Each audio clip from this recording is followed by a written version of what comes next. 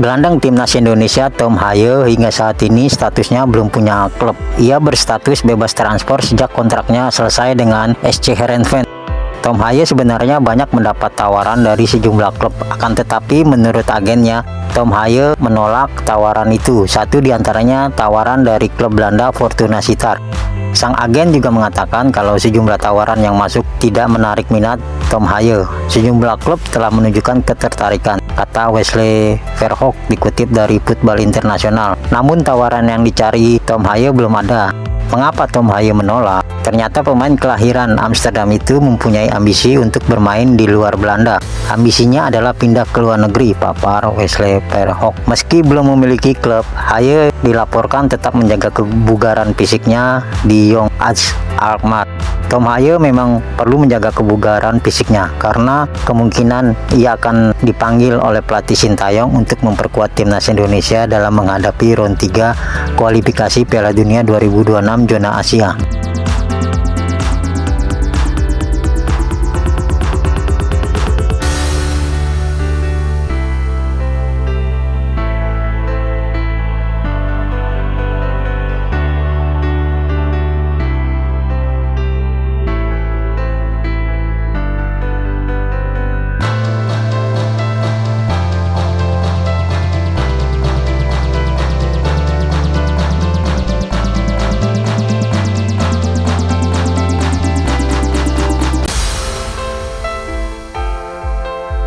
Kiper Martin Paes resmi bisa memperkuat timnas Indonesia setelah permasalahan perpindahan federasi dari KNVB ke PSSI disetujui FIFA. Ketua Umum PSSI Erick Thohir yang langsung mengumumkan sahnya Martin Paes membela timnas Indonesia.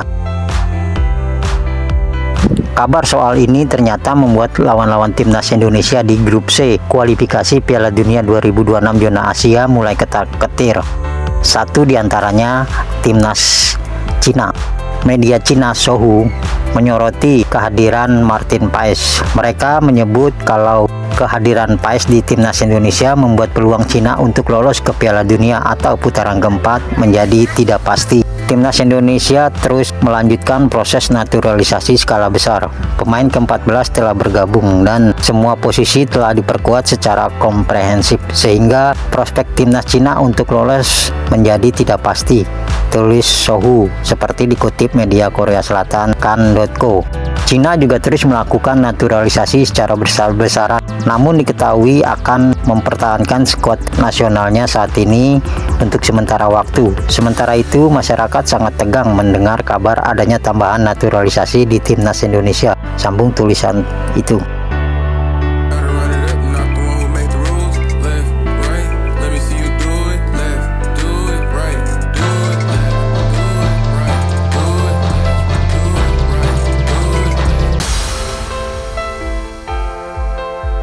Sudah hampir 4 tahun pelatih Sintayong bertugas di skuad Garuda. Sejumlah prestasi telah ditorehkan oleh Sintayong. Lalu bagaimana awalnya Sintayong melihat tim nasional Indonesia?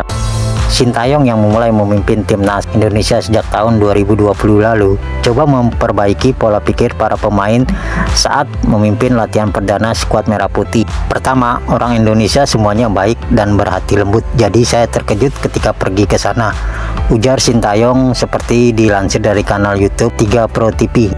Oh, mereka memiliki pola pikir yang buruk tentang atlet. Ya, mereka sangat lembut dan tidak pernah mengatakan hal buruk kepada orang lain. Itulah atlet sejati, ujar Sintayong.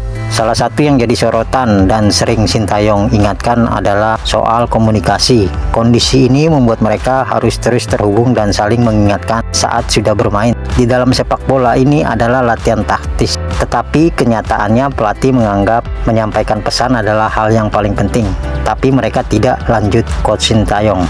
Sintayong juga menilai bahwa hadirnya pemain keturunan perlahan bisa membuat pola pikir timnas semakin padu.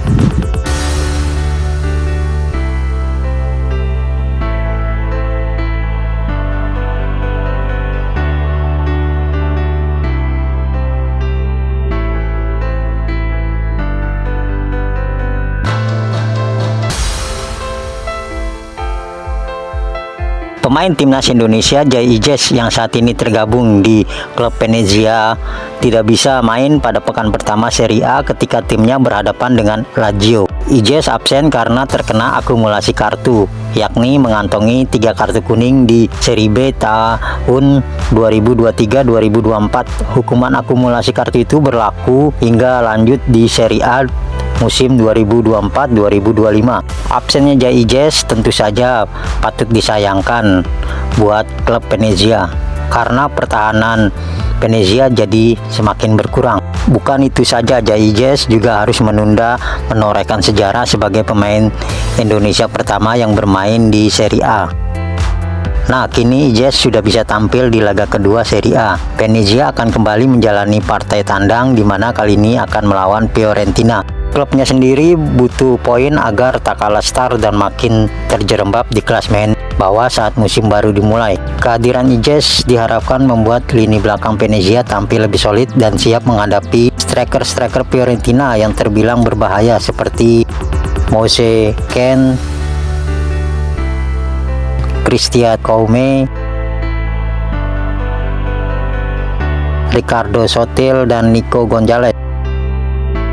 Jika Ijes turun di pekan kedua Serie A, maka akan tercetak sejarah sebagai pemain Indonesia yang pertama yang bermain di Serie A. Kalau Ijes turun, maka laga itu merupakan debutnya bersama Venezia, terutama di Serie A. Ijes pun berpeluang kembali menjadi pahlawan tim untuk melakukan overlap dan mencetak gol. Ia punya postur dan insting yang mumpuni untuk menyambut umpan bola mati dan memaksimalkan peluang. Kalau skema ini terjadi, maka Jai Ijes dan rekan-rekan bisa merusak momen debut David De Gea di Serie A. Pasalnya De Gea punya rekam jejak positif dalam saat-saat pertama di klub sebelumnya. Sebagai kiper yang top, De Gea debut di La Liga bersama Atletico Madrid pada tahun 2009, merasakan kemenangan. Pun halnya laga Premier League bersama Manchester United, kemenangan jadi momen manis. Walau demikian, ada satu catatan unik dalam debut De Gea, yakni selalu kebobolan dalam debutnya di La Liga, Premier League, FA Cup, Copa del Rey, dan Liga Champions. Maka bukan tak mungkin De Gea akan memungut bola gawangnya sendiri dalam debutnya di Serie A. Bisa jadi yang menjebol gawangnya adalah Jai Ijes.